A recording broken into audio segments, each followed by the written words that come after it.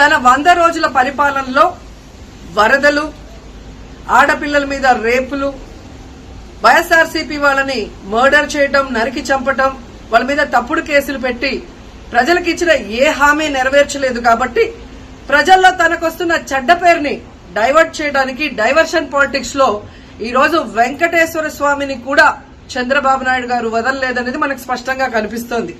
ఎందుకంటే ఆయనకి ఎప్పుడు అలవాటు, ఎప్పుడెప్పుడు ఆయనకి చెడ్డ పేరు వస్తుందో అప్పుడు ఏదో ఒక ఇష్యూని ఆయనే క్రియేట్ చేస్తాడు.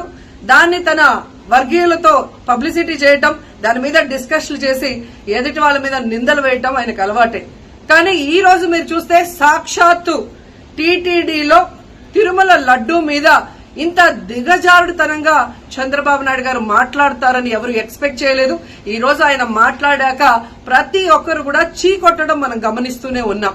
ఇలాంటి చంద్రబాబు నాయుడు కోసం ఎన్ని ప్రాయశ్చిత్త దీక్షలు చేసినా ఆయనైతే దేవుడు క్షమించడు.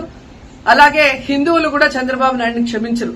ఆ పాపం నుంచి తప్పించుకోవడానికి పవన్ కళ్యాణ్ చేస్తున్న ఈ 11 రోజుల ప్రాయశ్చిత్త దీక్ష పవన్ కళ్యాణ్కి మాత్రమే పనికొస్తుంది. కాబట్టి ఇకనైనా తిరుమల తిరుపతి దేవస్థానాన్ని అడ్డం పెట్టుకుని జగనన్న మీద దుమ్మెత్తి పోసే కార్యక్రమాల్లో ప్రతిష్టగా దిగజారిస్తే తిరుపతి అమ్మాయిగా నేను ఊరుకునేది లేదని కూడా ఈ సందర్భంగా తెలియజేసుకుంటున్నాను. అసలు నువ్వు మనిషివా పశువా? మనిషి లెక్క పుట్టినవా పశువు లెక్క పుట్టినవా? పశువులకైనా కనీసం కొంచెమైనా ఇంగితం అనేది ఒకటి ఉంటది, నీకు అది కూడా లేదు. ఇలాంటి దరిద్రులకి, నీచులకి, నికృష్టులకి ఆంధ్రప్రదేశ్ లో ప్రజలు సీఎం ని చేసి కూర్చోబెట్టినారు కదా ఇన్ని రోజులు. అరే ఆంధ్రప్రదేశ్ లో ఉన్న హిందువులారా సిగ్గు తెచ్చుకోండి ఇప్పటికైనా. మీరు ఎట్లాంటి వాళ్ళని, ఎట్లాంటి దరిద్రుల్ని, ముష్టి వెధవల్ని తీసుకొని వచ్చి సీఎం ని చేసి కూర్చోబెట్టారో అర్థం చేసుకోండి. ఎంత పవిత్రమైన ప్రదేశం తిరుమల. అలాంటి స్థలాన్ని కూడా భ్రష్టు పట్టించడానికి ఈరోజు అసలు ఇలాంటి వెధవలు, నికృష్టులు, చండాలు వచ్చి ఈరోజు రాజకీయాన్ని సర్వనాశనం చేస్తున్నారు. అందులో ప్రత్యేకంగా అసలు సనాతన ధర్మాన్ని నాశనం చేయడానికి వీళ్ళు ఎన్ని ఎత్తులైనా వేస్తున్నారు. తిరుమల తిరుపతి దేవస్థానానికి ఒక హిందూ ధర్మానికి చెందిన వ్యక్తిని చైర్మన్ గా చేసి ఇలాంటి నికృష్ట పనులకి తెరదీసింది వైఎస్ఆర్సీపీ. ఏమైంది రోజా? వెళ్తావుగా ఫోటో షూట్ల కోసం తిరుపతికి, సిగ్గు లేదా? అంటే నువ్వు ప్రసాదం తింటలేవా? అందులో బీఫ్, ఫిష్ ఆయిల్ మీరు కలిపేది. మళ్ళీ ఇలాంటి రాజకీయ నాయకుల్ని, వెధవల్ని తీసుకొని వచ్చి ముఖ్యమంత్రుల్ని వేసుకొని నెత్తి మీద ఎక్కించుకొని ఊరేగా చూసారా?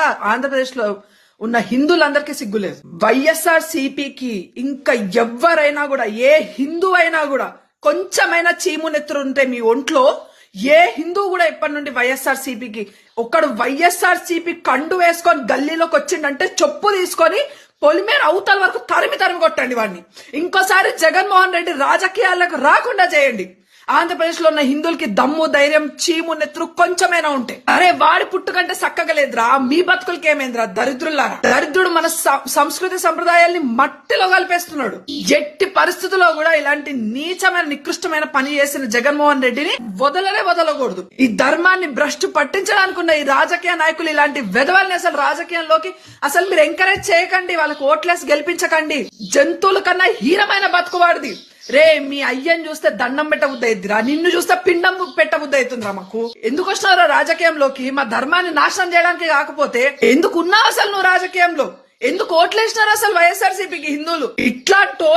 ఇట్లాంటోళ్ళకి అసలు ఏ శిక్ష విధించినా తక్కువనే, ఏ శిక్ష విధించినా కూడా. పవన్ కళ్యాణ్ గారు చెప్పినట్టు ఇది ఒక్క తిరుపతికి సంబంధించిన ఇష్యూ మాత్రమే కాదు, మన దేశ వ్యాప్తంగా కూడా ఎన్నో గుళ్ళని గవర్నమెంట్ కంట్రోల్లోకి తీసుకొని వచ్చి అటు హైందవ ధర్మాన్ని సపోర్ట్ చేసే నాయకులు లేని రాజకీయ పార్టీలు ఎప్పుడైతే అధికారంలో ఉన్నాయో ఈ సనాతన ధర్మం, హైందవ సంస్కృతి మొత్తం మట్టిలో కల్పిస్తూనే ఉన్నారు. పవన్ కళ్యాణ్ గారు చెప్పినట్టు నేను 100కి 100% పవన్ కళ్యాణ్ గారు చెప్పిన మాటలకి నేను ఆయనకి సపోర్ట్ చేస్తున్నాను. మనకి సనాతన ధర్మ రక్షణ బోర్డు అవసరం ఉన్నది దేశంలో.